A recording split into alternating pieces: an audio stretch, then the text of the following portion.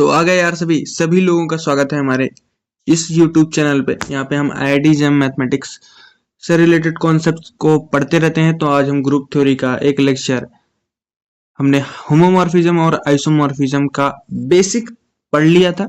उसके बाद हम उसकी फर्स्ट थ्योरम पढ़ लिए थे। अब हम सेकंड थ्योरम और थर्ड थ्योरम यहाँ पे पढ़ने वाले हैं।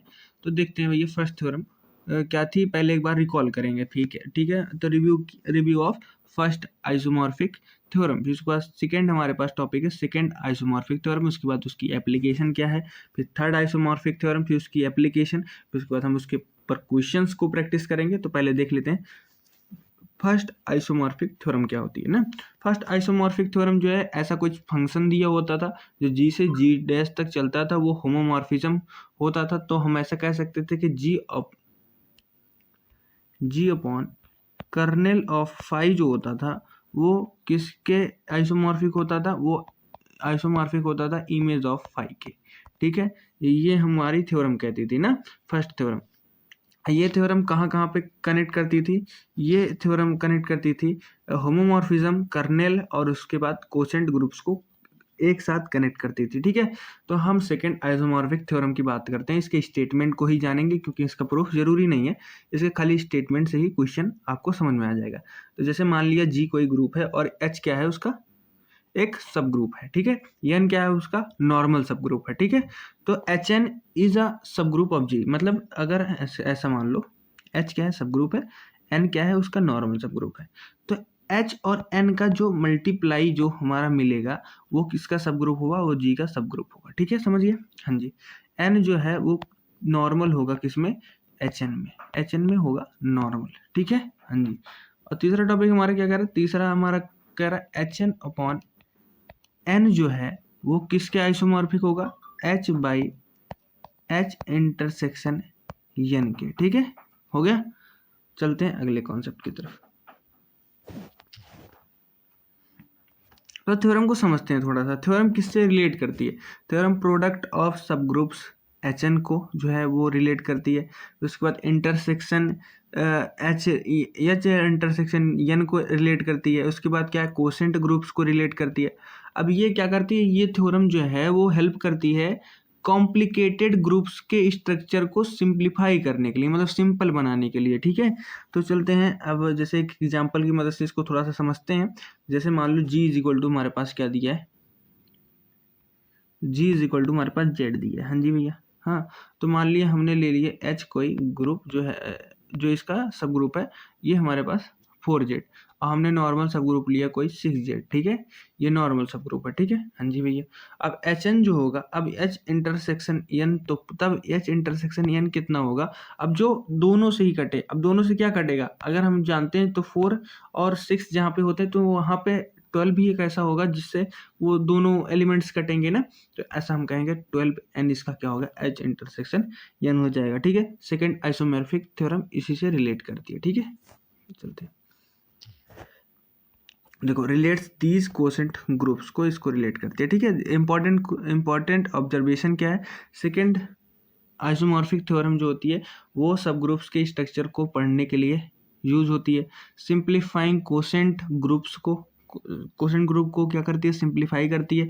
उसके बाद क्या है, solving structural problems, structural problems जो होते हैं उनको सॉल्व करने में हेल्प करती है। ठीक है, चलते हैं अब थर्ड आइसोमॉर्फिक थ्योरम की स्टेटमेंट, इसकी भी पढ़ेंगे हम क्योंकि बहुत ज़्यादा जरूरी है नहीं। तो एन मान लेते हैं कोई नॉर्मल सब ग्रुप है, एच भी एक नॉर्मल सब ग्रुप है। ठीक है, तो एन जो होगा, तो एन क्या है, एन इसका क्या होगा, सबसेट होगा या इसका इसके इक्वल ही होगा कुल मिला के। तो ये सच डेट ऐसा दिया हुआ है। तो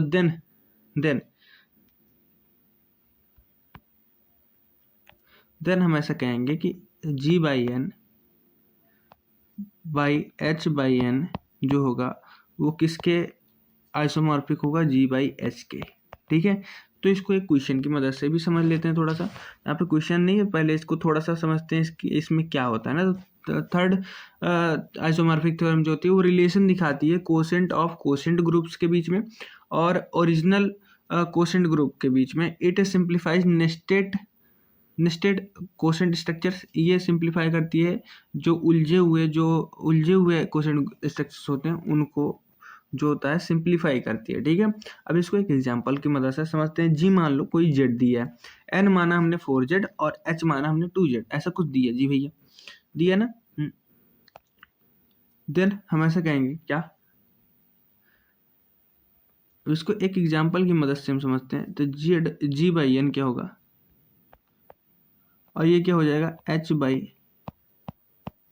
एन जो होगा, हाँ जी, और ये क्या होगा आइसोमॉर्फिक होगा जी बाई एच के, ठीक है। ये कह रहा है यहाँ पे, ये कह रहा है कि इसके होगा ना, ये यहाँ पे क्या कर रहा है देखो, ये वैल्यू नहीं पूछ रहा है, ये तुमसे वैल्यू नहीं पूछ रहा, कह रहा है हाँ ये चीजें होंगी। अब चेक करते हैं कैसे होगी, कैसे होगी ना, हम एक बार चेक करते हैं। तो ऑर्डर क्या है इसका, 4z का तो ऑर्डर कितने होंगे, 4 के एलिमेंट्स होंगे, तो 4n होगा एक तरीके से, हाँ जी ना, 4n, तो 4n एलिमेंट्स ना, हम 4n लिया, यहाँ पे क्या हुआ 2n हो गया, हाँ जी। यहाँ पे ना, अरे जेड का तो n हो गया, हाँ जी। इसके क्या हो गया, इसके 4n हो गए ना, और इसके क्या हो गए, इसके आ गया 2n, हाँ, ये अपॉन में क्या आ गया 4n, हाँ जी। तो ये आया क्या 4n तो नीचे नीचे कट जाएगा, बचेगा क्या n बाई 2n, हाँ जी। तो n कट गया, 1/2 आया, हाँ जी, 1/2 आया ना, हाँ। और g बाई एच के क्या होगा आइसोमॉर्फिक होगा। तो g का ऑर्डर कितना है, g का ऑर्डर क्या होता था 1 आता था, n आता था ना, इसका ऑर्डर कितना है 2 है, यानी 1/2 ही आएगा ना, हाँ जी। तो वही तो आ रहा है, उसी के आइसोमॉर्फिक हो रहा है ना, आइसोमॉर्फिक कह रहा है, आइसोमॉर्फिक का मतलब नियरली, ये हम ऐसा कह सकते हैं कि क्या होगा 1 1 2 ऑन टू फंक्शन होंगे, 1 1 फंक्शन और ऑन टू फंक्शन बनेंगे, ठीक है।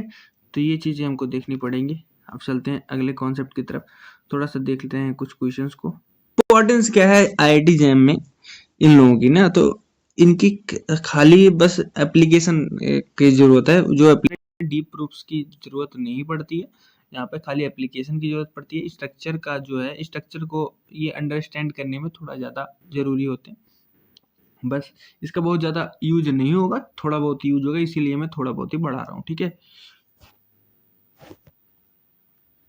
हाँ जी, तो एक क्वेश्चन है, इस क्वेश्चन को देखते हैं, ठीक है। देखते हैं भैया, ये क्वेश्चन हमारे पास दिया हुआ है। माना कि कोई जी कोई ग्रुप है, एच उसका सब ग्रुप है, तो एन जो है उसका नॉर्मल सब ग्रुप है, तो H N by N upon में H by H union N, H intersection N. तो ये कह रहा है कि ये सब ग्रुप कैसे होगा, इसको शो करना है, दिखाना है हमको, ठीक है। तो डिफाइन हमने मान लिया कोई, तो ऐसा कोई फंक्शन है एन जी भैया, क्या फंक्शन है, हमने माना एच जो है वो एच एन बाई एन की तरफ मैप कर रहा है, ठीक है।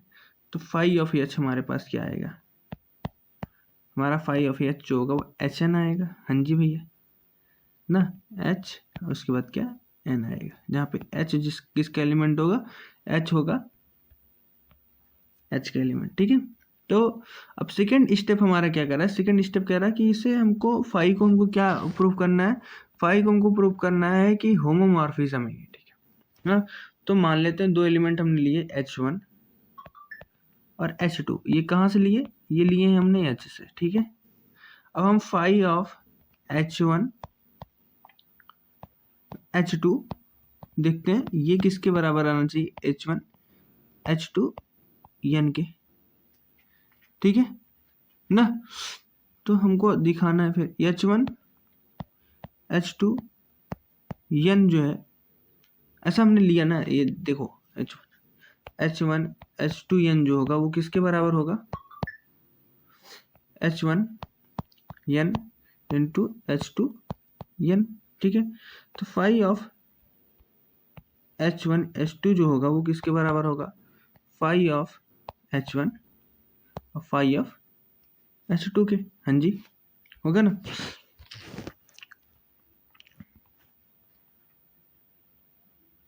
H1 और H2 जो है वो किसके बराबर है, H1 H2 n के, ऐसा किया हमने, ऐसा लिया कि ये दोनों जो हैं बराबर हैं, ठीक है। तो अगर H1 H2 n जो है वो H1 n और उसके बाद क्या है H2 n के बराबर है, तो हम ऐसा कहेंगे 10, ठीक है।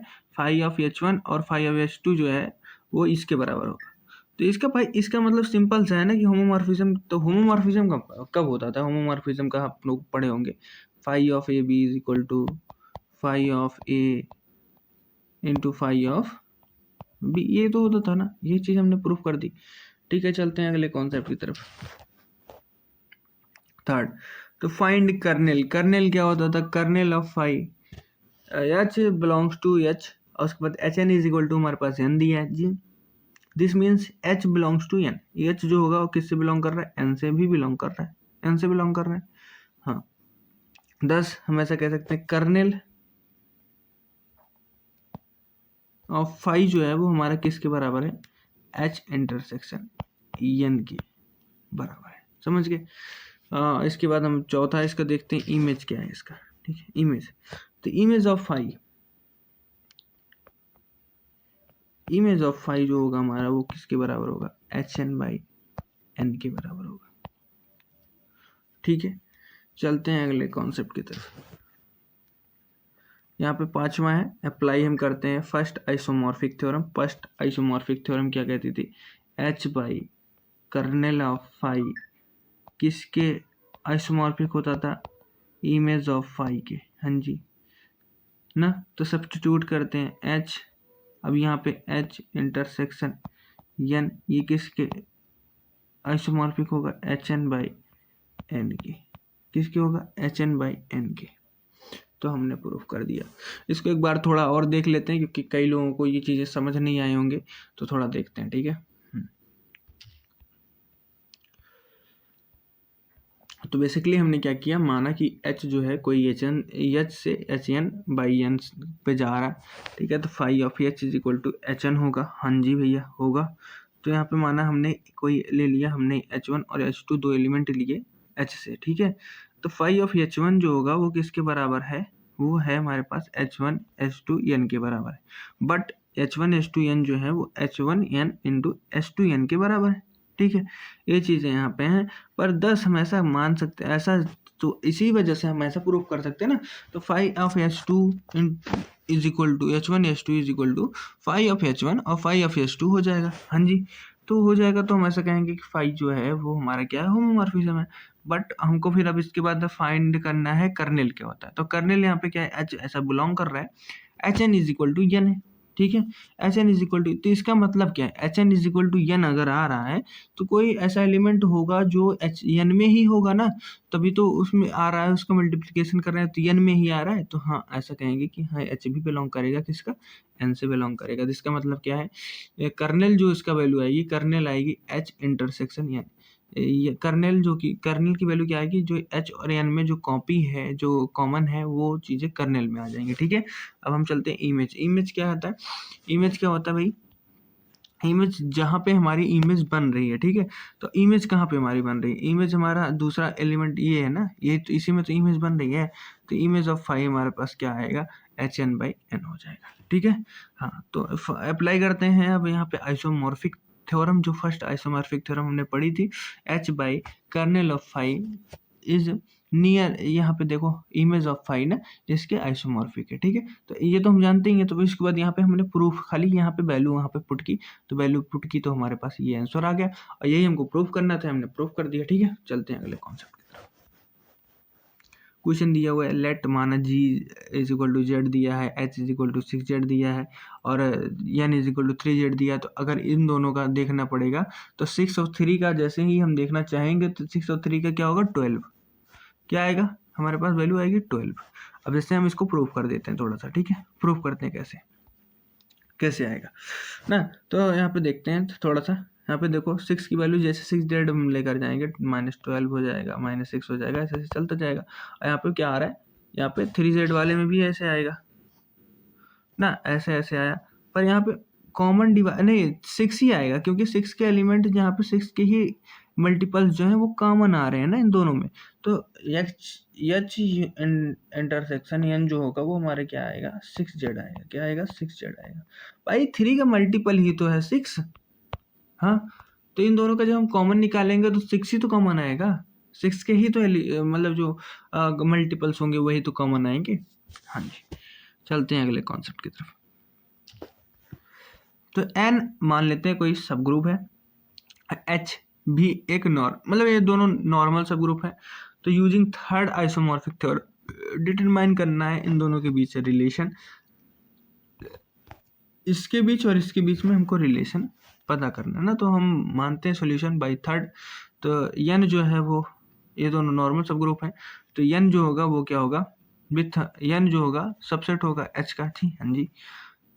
देन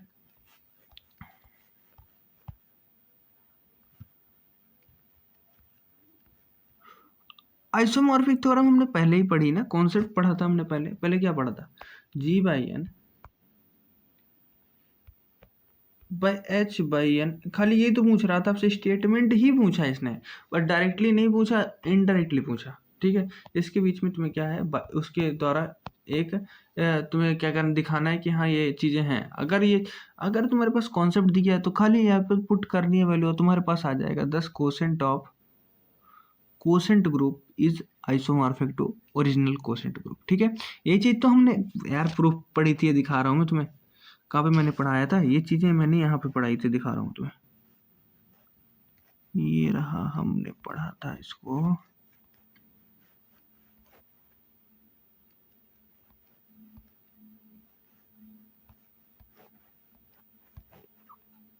ये रहा, ये हमने पढ़ा नहीं था।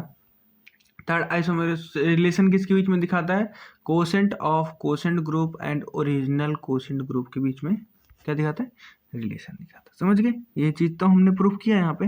हाँ, तो वही चीज़ हमने खाली वैल्यू रखनी थी बस, और कुछ नहीं करना था, इसमें कुछ करना ही नहीं था।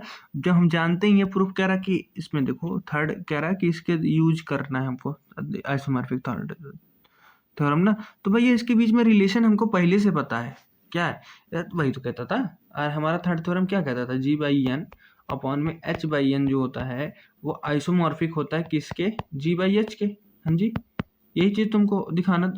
अब इसके बीच में रिलेशन दिखाना तो मतलब आइसोमॉर्फिक ही होता, तो बात खत्म है ना, ये चीज़ें हमने यहाँ पे दिखा दी। चलते हैं अगले कॉन्सेप्ट की तरफ।